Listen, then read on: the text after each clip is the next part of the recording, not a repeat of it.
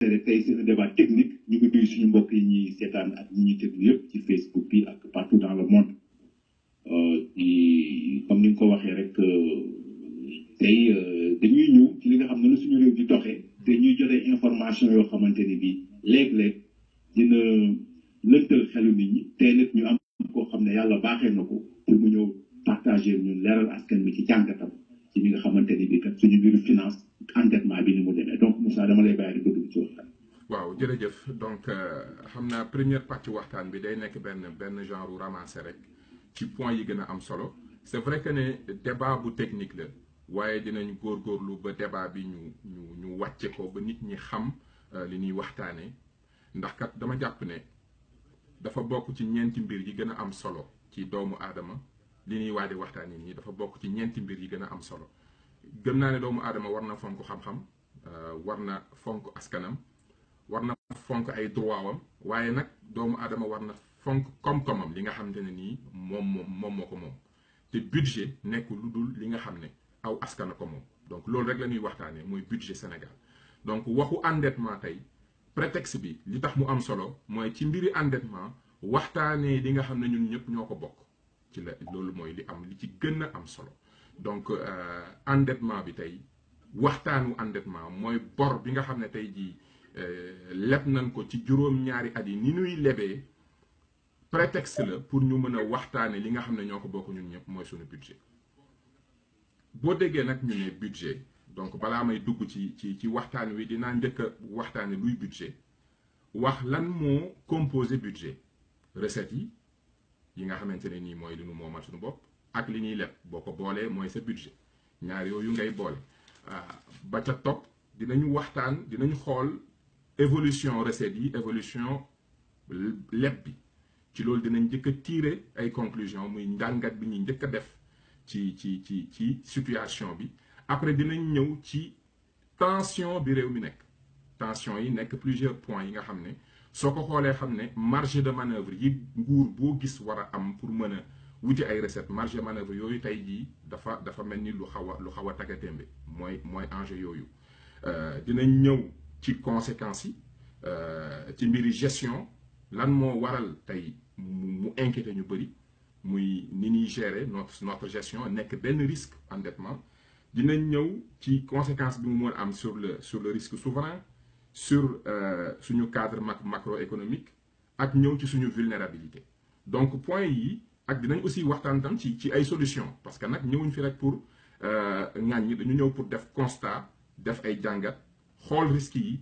mais nag ñu waxtaanee solution yi nga xam ne moom lañu gis donc waxtaan wi tey ci point yooyu lay doxee après nag ñu ubbi débat bi ku nekk mën ci ñu wax parce que li gën a am solo jàpp naa ne mooy waxtaan bi sax te ñëw rek expliquer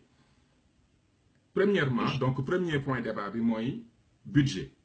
lan mooy budget boo ko déggee nit ñi dañuy jàpp ne xaalis bu tege la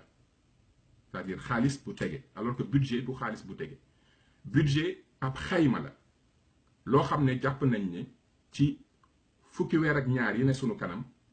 buñ ko dajalee loolu la ñuy am donc ab xayma la nekkul xaalis bu tege bu ñu moom bu ñu jot nga xamante ne nii bu ñu ne la budget Sénégal 3000 milliards la nga yaakaar ne 3000 milliards moo nekk ci kees gi moment bi ñuy wax déedéet 3000 milliards nekkul ci kees gi dañ ne la budget Sénégal bu dee 3000 milliards bu ñuy dajale li nga xam ne dañ koy comp ci nit ñi ak li ñuy leb ci juróom-ñaari weer yi ne suñu kanam di ñëw bu ñu ko dajalee jàpp nañ ne dinañ am 3000 et quelques milliards loolooy budget donc budget njëkk prévision la comme ni waa météo di defee prévision naan suba dina tàng dina taw économie gouvernement danay ci fin d'année bu ne danaan at mii ñuy dugg jàpp nañ ne dinañ am tant ci recette buñ ko booleeg lii ñuy leb ak li ñuy may lii mooy li nga xam ne yor nañ ko mu nekk suñu budget donc dafa am solo citoyen bi xam ne budget du xaalis bu tege budget prévision la prévision boo gis nag dafa war a tege ci xam-xam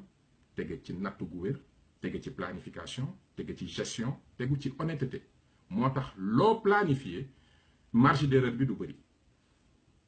point bi dama fi arrêté wu wax ne décembre bii ñu jóge xam nga ñu ngi ci janvier décembre bii bi ñu xaymaa li ñu wax ne waroon nañ ko am ci budget Sénégal en 2017 ba ñëwee ba décembre manqué na plus de 124 milliards yi nga xam ne Ousmane Sonko wax na ko ci émission bu mu ñu def ne mois de décembre bi ñuy tëj budget 2017 gis nañ ne li ñuy doon xaar ci recette am na lu ci manqué loo xam ne jotuñ ko donc mën naa ne le budget 2018 bi dañ cee dugg mu leer ñu ne 2017 lañ jàppoon ne dañ koy am manqué la donc nga gis ne budget bu dee prévision dafa am ñaar yu ko composé li nga xam ne yaa ko moom day ruus ci say doomi réew say entreprise douane ak yépp ak li nga xam ne da nga koy leb boole ko ci dinañ ñëw ci leb boobu di ko ci boole conséquences yi ñuy am donc budget dafa war a équilibré mooy recette dépense li nga xam ne moom nga am boo ko dépensé mooy andi équilibre bu fekkente ne yow la nga dépensé daa ëpp la nga ne woon da nga ko am mooy xoolaatal sa gestion baaxul bu dee la nga ne woon da nga ko am dafa dem ba ëpp li nga xam ne da nga ko dépensé mooy say service yi nga xam ne ñoom ñoo war a dem di jële ji xaalis bi ñooñu def nañ liggéey bu xarañ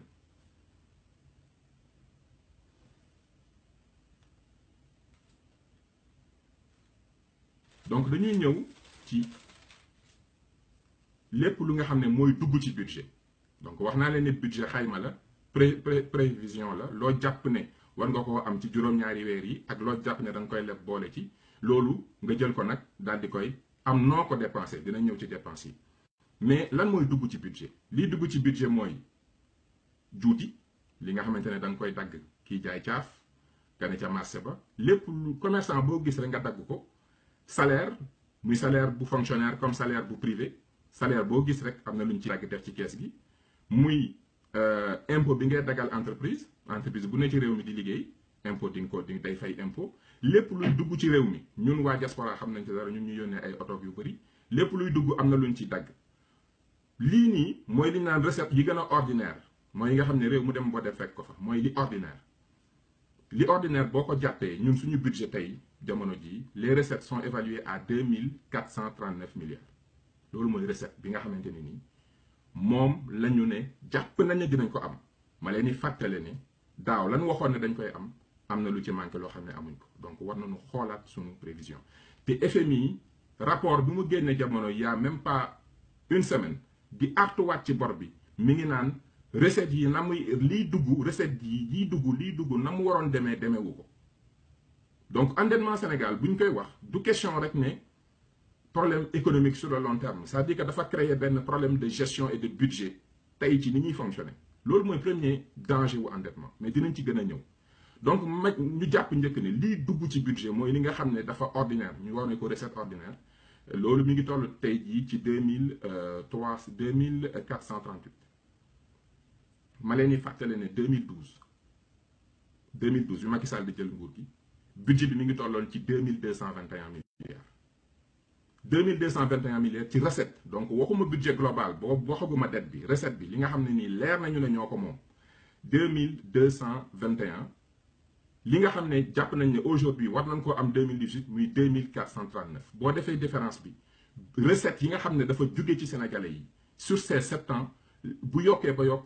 weesuwul 200 milliards recette dëgg lu nga xam ne ni nii dañ koy dagg nit ñi di ko dagg salaire yi di ko dagg ci kii donc loolu par contre boo xoolee évolution Sénégal ba mu exister ba léegi de 1960 à aujourd'hui recette yi ni muy yokkee du c'est moyenne bi c'est 10% par année ngeen jàpp chiffre boobu 10% mooy li sunuy recette bi yokk après dinañ xool emprunt bi nu muy yokkee donc le budget li ciy dugg mooy recette ordinaire yi juuti salaire impôt douane lu nga xam ne dafa extraordinaire par exemple comme Mimi Touré nee na am na 200 milliards yoo xam ne jëlee nañ ko ci traque des biens mal acquis comme traque lu extraordinaire la xaalis boobu dafa war a dugg ci keesu état bi parce que budget moom mooy loi bi gën a am solo ci réew lépp lu génn ak lu dugg lay lijjanti donc buñ ne am na lu extraordinaire mooy CREI yi andi na 200 milliards loolu dafa war a feeñ ci budget mooy recette mooy extraordinaire après lii complété budget mooy don li ñu la may muy ci 2018 ñu xayma ko ci 237 te may préciser fii ne réew yi maye yépp li tax ñuy maye mooy dañoo bëgg ëllëg boo joxee projet ñu taxaw ne la comme ñun ñoo lay may projet bii bu ko def appel d'offre wala même boo ko defee appel d'offre fexeel ba jox ñu ko noonu ngay comprendre lan moo tax ci mbiru TER ñu jugee ci Chine joxe meilleure offre ñu jël France ndax France mooy suñu partenaire comme dañuy may ñun bu ñuy def projet dañ koy te loolu nekkul lu nga xam ne vraiment moo ñu gën a arrangé nga gis nag ne budget bu ñu weesoo li nga xam ne ñoo ko moom li ñuy may ak li extraordinaire ñu andi nag bor yi ngay dégg emprunt obligataire yi ñuy lancé à gauche à droite nga jël ko buñ ko boolee ci budget bi toll na ci 921 milliards donc da ngay gis ne ñun suñu budget boo déggee ñu naan la budget bi yokku na jóge nañ ci 2000 dem nañ ci 3000 recettes yi yokkuwul yokku bu extraordinaire la moyenne est toujours de 10%. nee naa leen ne Ablaye Wade bi ñu fiy jóge en 2012 recette générale yi nga xam ne ñoo ko moom 2221 la tey recettes yi ñu ngi ci 2243 différence bi 200 milliards la par contre li tax budget bi jóge 2000 dem ba 3000 mooy bor bi bu ngeen mënee pour ngeen comprendre 921 milliards yi li tax mu attirer attention ñëpp ba ñëpp di ko coow mooy Ablaye Wade bi mu fiy jógee en 2012 lim doon jël di ko jox étranger yi parce que bor bi daanaka étranger yi ko moom 347 milliards la woon tey jii ñu ngi joxe près de 830 milliards loolu la ñuy fay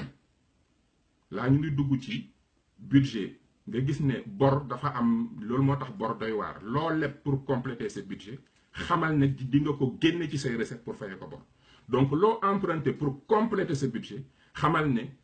weer wu nekk dina am looy génne ci loo xam ne da nga ko daan téye def ko ci nit ñi da nga ko def ci bor bi donc tout contrat d'endettement day am impact ci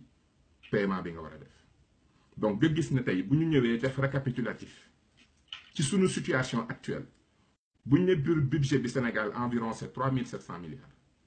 1000 milliards yëpp ay bor la bor moo complété budget boobu recette yi mi ngi toll ci 2328 plus don plus yi extraordinaire nga gis ne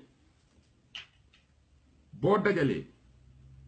nga gis ne dépense bu ñu comme léegi wax nañ ne d'abord budget li ngay dajale la ensuite da nga ko war a dépenser ñu xool nag léegi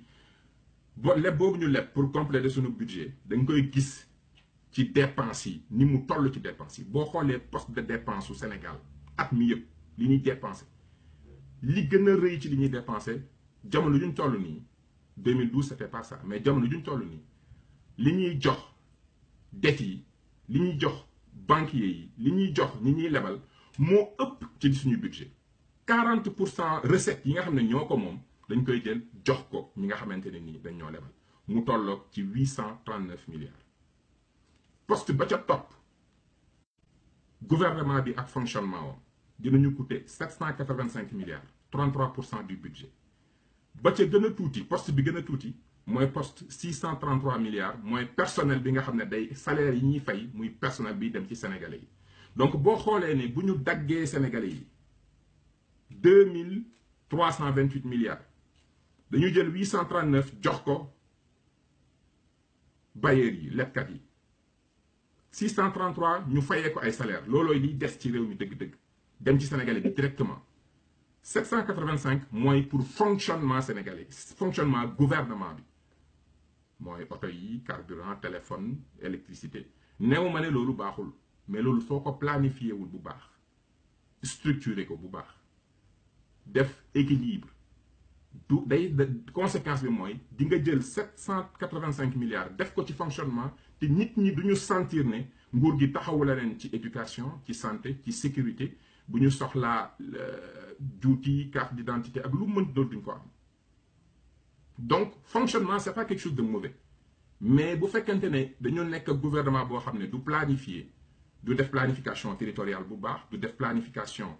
organisationnelle pour que territoire bu nekk structure ya fa nekk di dimbale nit ñi nekk fa bu fekkente ne du def déséquilibre yi dafa am lu bëri bu fekkente ne salaire yi dafa ëpp dépenses yi nga xam ne amul sens dafa ëpp da ngay gis ne deuxième poste bi gën a important 785 milliards ñu koy def ci fonctionnement mais nit ñi duñu yëg nguur gi da ngay gis ne problème mu Casamance bi ñu génn problème mu xëccoo bois nga gis ne administration ñu ngi ko naan am na num ci taxawee nga gis problème mu xaalis bi ñuy jël di ko def di ko fonctionner te fonctionnement bi nit ñi duñ ko yëg ni ñu ko war a yëgee duñ ko yëg ci yoon yu set duñ ko yëg ci mairie boo xam ne boo fa defee def fa 10 minutes ñu jox la nga soxla duñ ko yëg ci policier bi la arrêté respecté la wax la lu sécurité duñ ko yëg ci ñu sàcc la nga dem police ñu régler problème bi rapidement enquête bu xariñ duñ ko gis ci nga dem hôpital ñu jël la en charge infirmière taxaw wax ak yow gis docteur service boobu Sénégal bi war a jot ci lépp lu muy def muy artisan bi muy ku feebar ku mën ci doon liñ naan le fonctionnement de l'État ñooñu pour ñooñu la du pour rek toog bureau climatisation ak yooyu fonctionnement wu État ça veut dire c'est le fonctionnement qui permet l'offre de services pour les populations ki nekk Koulikoro ak ku nekk plateau ñoom ñëpp ñu bokk même service bi loolooy importance nga gis ne deuxième poste de dépense bi gën a am solo c'est 785 milliards ngeen gis ne en l'espace de en l'espace de 5-6 ans dañu jóge ci service de dette bu toll ci 340 milliards ak service de dette bu toll ci 840 milliards une augmentation de 140%. te yow leer na ne say recette 10% lay yokk nee naa leen ne recettes yi boo gersoos de 2012 à aujourd'hui 200 milliards moo yokk ci recettes yi mais endettement bi mi ngi croître à un rythme de 23%. 23% de croissance endettement 10% croissance recette am na benn gap de 13% boo xam ne chaque année dañ koy dindi ci li état bi doon dese lu ko doon dese en termes de liquidité pour muy gérer ay urgences. donc impactu endettement bi première conséquence bi mooy état liquidité bi muy am daroon wàcc parce que ni muy lebee 23% chaque année recettes yi yokk 10% par année 13% yooyu day wàññeeku ci la daan des ba bu ñu toll ci jamono ñu nga xam ne dañuy yëg ne dëkk bi dafa nekk en tension budgétaire première conséquence su endettement mooy tension lay andi parce que réew mi du liquide ndax explication bi dafa am solo boo boolee 839 dette 633 personnel 785 fonctionnement lii mi ngi représenté 97% des recettes donc boo ko dindee ci 2328 environ 70 milliards moom mooy des liquide li ci des yëpp moo li permettre budget bi yéeg ba 3700 lépp don la 230 plus ay emprunt te emprunt yi naan wax sànq circuit emprunt day dugg génn du xaalis buy toog moo tax ci njëlbeen ci waxtaan bi ma ne leen budget du xaalis bu tege budget ab xayma la boo ne contrat yi ma signé TER bi ñu war a def ak lii at mi dinañ ci dugal lii donc emprunt yi ak lii dugg lii la mooy 3700 mais na la leer ne liquide bi nga xam ne di nga ko jot du 1er au 31 décembre mooy 2300 yi nga wax te 2300 yooyu boo ci fayee bor fay ci personnel fay ci fonctionnement daanaka 70 milliards a ci des mu dese la donc këyitu bor yoo signé yoo xam ne da nga ko war a fayee te mënoo koo def ci fonctionnement mënoo koo def ci personnel mënoo koo def ci dette donc dama bëgg ngeen comprendre fii c'est fondamental lan moo tax ñu naan endettement bi FMI naan endettement bi dina leen andil problème parce que problème de gestion la leen di andil problème de gestion des liquidités parce que dëkk bi day nekk ci tension li tax nag tension boobu di gën a metti mooy dafa am situation bu Sénégal nekk ba noppi bu fekkente ne yow da nga jógee ci ñu ne la waroo dépasser 70% loolooy marge de manœuvre bi ñu la may yow nga utiliser sa marge ba 60% donc li la mën a may nga am xaalis pour investir jeex na mais balaa ma yegg foofu sax damay ñëwaat fii su fekkente ne jàpp na li ma def ni ku ne mën na ko calculer bu dee personnel bu dee dette personnel fonctionnement jël na 97% des fonds propres muy daanaka 2300 milliards donc mu restait environ 1300 milliards 1300 milliards yi daanaka 300 yi c'est des dons 1000 milliards yi mooy li nga xam ne da nga ko leb mooy projet yi ñu leb kon suñ leen waxee ne plan Sénégal émergent bi ñu nekk endettement moo ko financé kon kenn mënu ko weddi ndax munoo leb di fay fonctionnement munoo leb di fay personnel munoo leb di fay bor donc bor li ngay fonctionner ak sa personnel xaalis bi tege bi nga koy fayee te xaalis bi tege bi 2328 milliards boo additionné dette personnel fonctionnement c'est 97% des recettes donc boo defee calcul ratio da lay leer ne yow li ngay yoree réew mi mooy 70 milliards yi des ci recettes yi dons yi ñu lay jox ak bor yi donc ce budget d'investissement mooy li des ci budget bi li ci des yëpp investissement bi yëpp c'est soutenu par la dette kenn mënu ko weddi kenn du ko weddi donc lii tax tension bi metti xam nga Abdoulaye bi mu fi nekkee amoon recette 2200 doon fay 340 milliards li ci des yëpp mu fay ko personnel fonctionnement daan na ko dese liquidité ci loolu la doon gérer réew mi nga gis ne biñ fi jógee situation bi dañu jógee ci 340 dem ci 850 donc am na 400 milliards yoo xam ne peut-être mën nañ ci dindi environ 200 milliards ndax recette bi day yokk de 10%. Donc am na près de 200 milliards yoo xam ne da daan dem ci sénégalais yi depuis Wade da doon dem ci te loolu depuis Senghor la boo doon dégg Senghor naan caisse de péréquation Senghor loolu la doon def budget Senghor day am tout le temps 25% boo xam ne près de 20 milliards yoo xam ne parce que temps Senghor budget bi tourné autour de 190-200 milliards. amoon na tout le temps benn 20 milliards boo xam ne da ko doon def pour ay différents fonds pour amortir bépp choc externe pour que sénégalais bi du yëg difficulté yi Abdoulaye Wade loolu la doon def rek mais neneen la ko doon defee amul woon caisse bu officielle mais neneen la ko doon defee dafa amoon liquide il était très liquide. Il est très liquide problème bi nag mooy bu fekkente ne yow sa liquidité moom la lebkat banque yi gis ba ne waa ji dafa liquide te bu ñu bëggee am intérêt nanu fexe ba xaalisam bu mu ko def ci nit ñi na ko def ci ay projets yu ñuy financer ñun comme ça ñu capter recette sénégalais yi loolu stratégie de financement la dinaa ci ñëw mooy deuxième point bi mais dama la bëgg wax ne aujourd'hui tension bi réew mi nekk mooy liquidité ba fi te c'est exactement le contraire bi fi Wade jógee man bokkuma PDS damay wax rek ay chiffres li may wax nii ku ubbi loi de finances yi da koy gis mais bi fi Wade jógee ñëpp dañ dégg dañ ne réew mi amul xaalis mais boo calculer da ngay gis ne tension endettement bi était 340 milliards lañ doon joxe endettement recette yi c'était 220 milliards li ci des yëpp fonctionnement la doon dem fonctionnement personnel te daan na des liquidité mais boo jógee ci 340 dem ci 800 te yow say recette yokku lu dul 10% environ 200 milliards say bor yokku de près de 400 milliards une augmentation de 140% du service de la dette mënoo ne amul impact ci sa gestion tension am na ko nit ñi accepté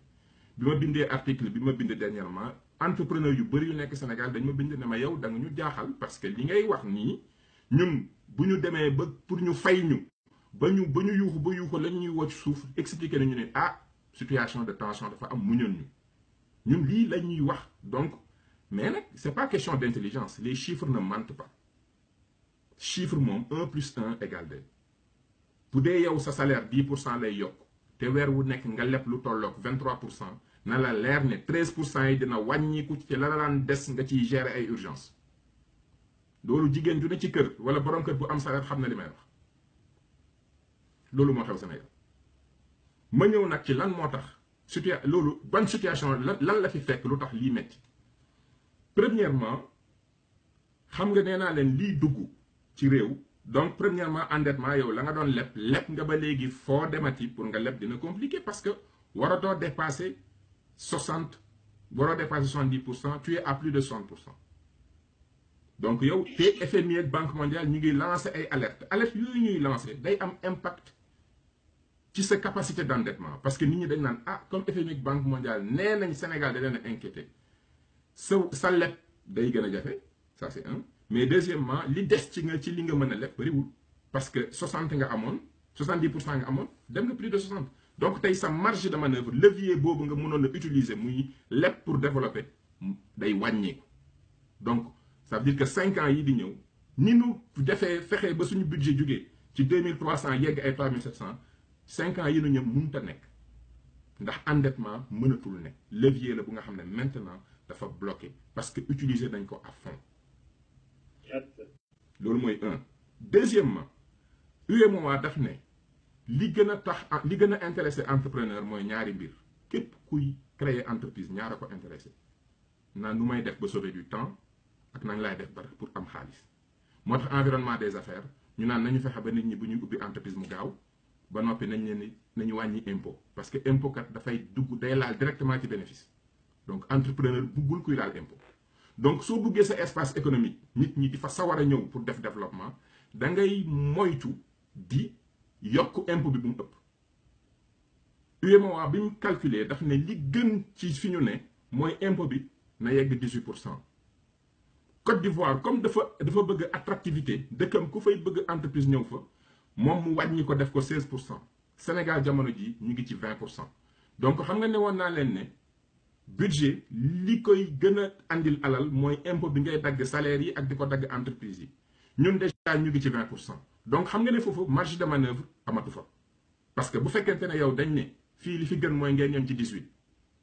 Économie bi nga xam ne moo gën a nekk menace ci yow muy Côte d'Ivoire d'un point de vue purement économique moom dafa muus wàññi na basam ba 16% pour que képp kuy créer entreprise bu bees ñëw dëkkam bañ a ñëw sa dëkk yow nga nekk ci 20% tey jii si tension lu mu metti xanaa xalaatoo yegg 22%. Donc marge de manœuvre boobu buntu boobu dafay bloqué.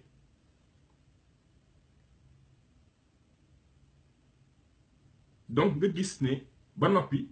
beneen buntu bi nga amoon mooy douane bi te li may wax ni ñëpp xam nañ ko conteneurs yi yokk nañ ko jugee na 4 millions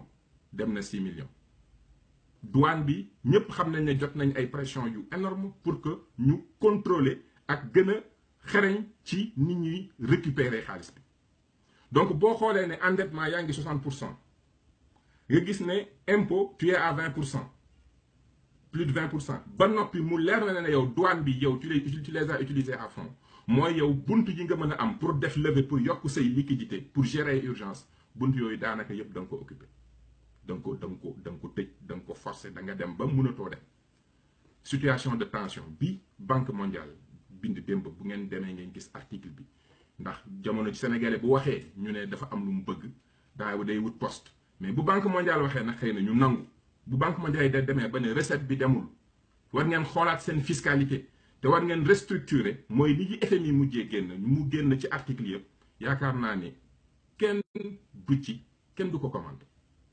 Lii mooy situation de tension bi nga xam ne moo am ñu gis nag endettement bi lan moo tax nit ñi yëguñ ko gis nga économie dañuy jàngal ne la soo soxlaa xaalisu nit boo xam ne am na recette. Gis nga ne moom am na liquidité entreprise par exemple boo xam ne du 1er au 30 day am recette yu dugg am na liquidité nga soxla liquidité yooyu parce que yow loolu mooy alal bi nga soxla en tant que banquier un bon banquier li nga soxla mooy liquidité boobu pour nga jot liquidité bi da ngay am une stratégie de pénétration foog nga lebal ko xaalis fexeel ba lebal ko parce que boo ko lebalee da nga ciy teg intérêt bi nga ciy teg mooy permettre nga mën a récupérer affaire nga mën a récupérer xaalis bi nga am. Donc da ngay fexe ba liquidité du dem ci beneen poste mais day dem ci dette loolu ce qu'on appelle effet de levier mooy da ngay fexe ba lebal ko xaalis ba léegi bu lay fay capital fayaale la intérêt boobu liquidité bi wàññeeku la ci liquidité bu mu yoroon moom.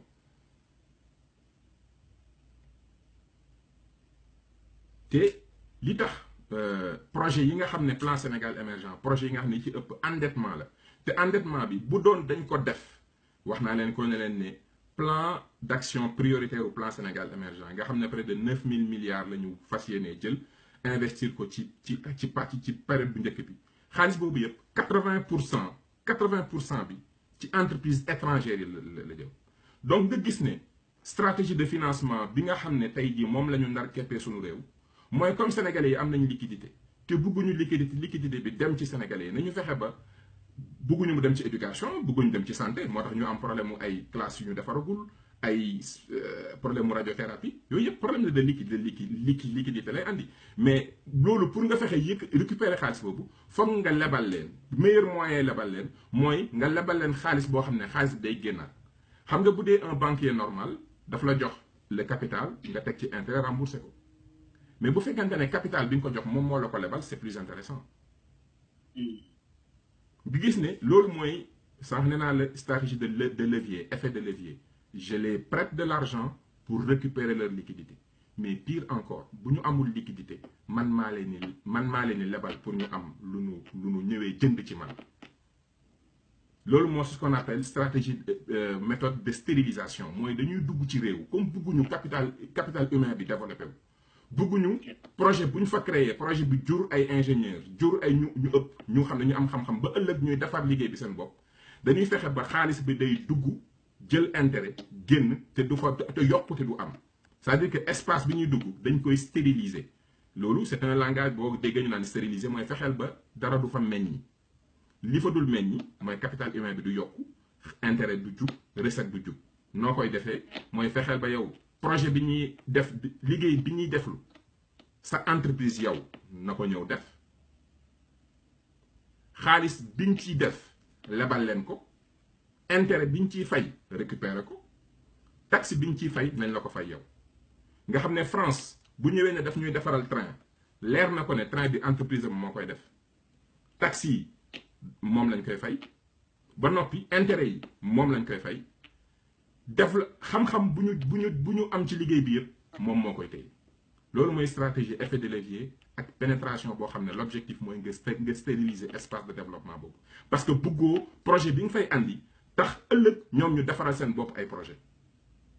donc boo bëggee réew moo xam ne day tout le temps day soxla xaalis soxla ku ko defaral soxla ku ko liggéeyal da ngay utiliser effet de levier ak stratégie de stérilisation mooy da ngay dugal xaalis pour xaalis bi jël génnaat ba noppi liggéey bañ fay def yaa koy def